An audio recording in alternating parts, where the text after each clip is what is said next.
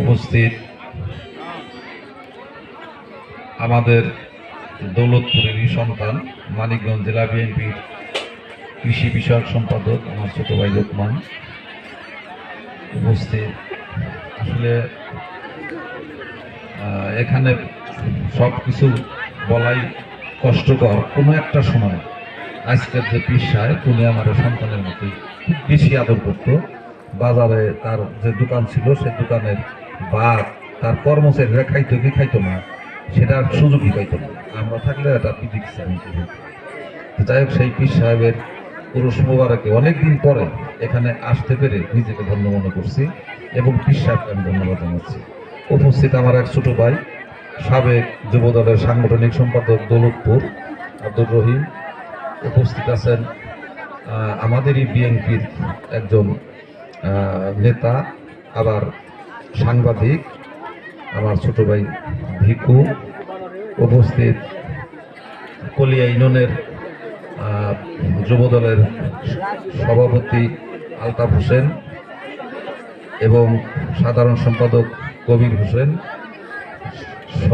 এবং এই মঞ্চে উপস্থিত আছেন এই গ্রামেরই অত্যন্ত একজন সৎ এবং ভালো মানুষ, আমাদের বিএনপির একজন কঠোর মানুষ আবুল কালাম মেম্বার এবং আমার বাতিজা স্বপন সহ আরও অনেকেই আছে যা বিএনপি করার আমাদের সাহস আগে পরে ছিল, বাদল ইত্যাদি। সবাইকে আমার শ্রেণীমত সালাম ভালোবাসা দু একটি কথা বলে আমরা শেষ করে দিতে চাই।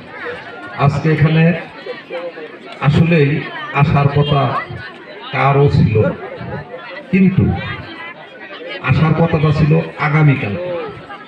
এইভাবেই এই প্রোগ্রামটা সাজানো ছিল, কিন্তু আমাদের যে যুবদলের সভাপতি উনি এখানকার দু একজন লোক যে জিন্না ভাইকে যে পরামর্শ দিয়ে আজকে এই প্রোগ্রামটা করেছে। সেই প্রোগ্রাম করার কারণে ওরা আমি অনেক ধরনের কথা বলেছি যে আমার সাথে কথা দিছে আগামীকাল, যেটা আনা না আনার দায়িত্বটা হলো আমার। তুই যে এটা করছে আসতে আনতেও পারবি না আমি জানি, আজকে সকালেও বকাবকি করছি, আর তার কোন দিন কোন প্রোগ্রাম আছে আমরা তো জানি। আজকে তার অত্যন্ত জটিল কিছু প্রোগ্রাম আছে। দলের সভাপতি জেলার আফরোজা খান জিতাফা সে যদি একটা জায়গায় যায় সেখানে যদি তারা ডাকে তাহলে তো সে না যে পারার কোনো সুযোগ নেই, যে কারণে সে আসতে পারে নাই। এটা আলতাফেরও যে দোষ তা না, সে শিকার হয়েছিল, কিন্তু এই পরিবেশ পরিস্থিতির কারণে পারা নাই। কাজে আমাদের অনুরোধ আপনাদের সবার কাছে, আমরা ক্ষমা প্রার্থী এবং পীর সাহেবের কাছেও ক্ষমা প্রার্থী যে কোনোভাবেই হোক সেটা আসতে পারে নাই। কিন্তু আমরা অন্তত এই 7 দিন 10 দিন অনুষ্ঠান চলার পথে চেষ্টা করব একটা দিন তাকে এখানে আনার জন্য। খোদা যদি কোনো বালা মুসিবতে না ফেলা, সে ইনশাল্লাহ যাতে আসে সেরকম ধরনের একটা চিন্তা ভাবনা আমরা করবো। এটা নিয়ে আপনারা কোনো দুঃখ প্রকাশ করেন না, আমরা চেষ্টা করব। কিন্তু সে বারবার এই বিষয়টা আমাদের যে কৃষি বিষয়ক সম্পাদক তার কাছেও বলেছে, আমারও বলেছে যে আমার সালামটা তাদেরকে সুন্দরভাবে বুঝিয়ে দিবেন যাতে করে ওখানকার কোনো মানুষ বা পিসা মনে কোনো কষ্ট না পায়। যাই হোক, আপনারা সবাই ভালো থাকেন। আপনারা জানেন 16টি বছর এই দেশের কি ধরনের নির্যাতন মানুষ হয়েছে। আপনাদের ইচ্ছা মতো যারে বানাইতে চাইছেন জীবনেও ভোটটা দিতে পারেন না।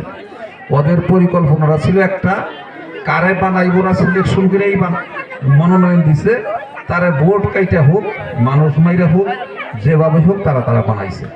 তা আমি একটা কথা বলতে চাই, আগামীতে যতগুলো নির্বাচন হবে আপনারা আপনাদের পছন্দের প্রার্থীকে আপনারা ভোট দিতে পারবেন। এইটা আপনারা 100% বিশ্বাস রাখতে পারেন যে স্বৈরাচার যে চোর এই দেশটাকে শোষণ করে চোরের মতোই পালিয়ে গেছে, সে ভালোভাবে যায় নাই। তাহলে দেশটা কোন পর্যায়ে নিয়ে গেছে আপনাদের বুঝতে হবে। যাই হোক, আমি আমার বক্তব্য দীর্ঘায়িত করব না। আপনারা সবাই ভালো থাকেন, সুস্থ থাকেন এবং আমার নেতা এসে জিন্না কবিরের জন্য দোয়া করবেন যাতে আপনাদের পাশে থাকতে পারে।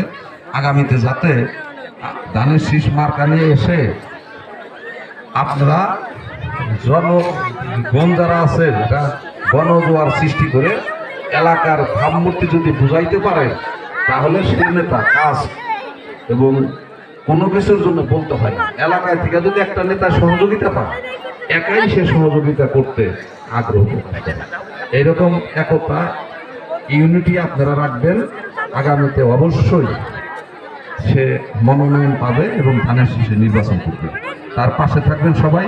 এই বলেই আপনাদের সবার সুস্বাস্থ্য এবং আপনারা সবাই ভালো থাকেন। পাশাপাশি আমি অনুরোধ করব, সেই জালেম সরকারের মতো আমাদের অবস্থান না। আপনাদের কোনো সমস্যা থাকলে আপনারা নিরসন করবেন। যদি নিরসন করতে না পারেন, তাহলে আমাদেরকে জানাবেন, আপনাদের পাশে আমরা থাকবো ইনশাআল্লাহ। এই বলেই এই অনুষ্ঠানের সমৃদ্ধ সুন্দর কামনা করে আমার নেতার পক্ষ থেকে আমরা 20,000 টাকা হিসাবকে প্রদান করবো আজকে। এই এই এই এই এই এই এই বলে আমি এই অনুষ্ঠানের দীর্ঘ আয়ু কামনা করে আমি শুভ উদ্বোধন ঘোষণা করছি। আল্লাহ হাফেজ। বাংলাদেশ জিন্দাবাদ। শহীদ জিয়া হোক, খালেদা জিয়া জিন্দাবাদ, তারেক রহমান জিন্দাবাদ। ধন্যবাদ সবাই। ধন্যবাদ আজকের এই অনুষ্ঠানের উদ্বোধককে। এবং সংক্ষিপ্ত বক্তব্য রাখবেন এই দরবারের পীর সাহেব। তাকে সংক্ষিপ্ত বক্তব্য দেওয়ার জন্য এবং সিন্নি বিতরণ অনুমতি দেওয়ার জন্য তাকে আমি অনুরোধ করছি।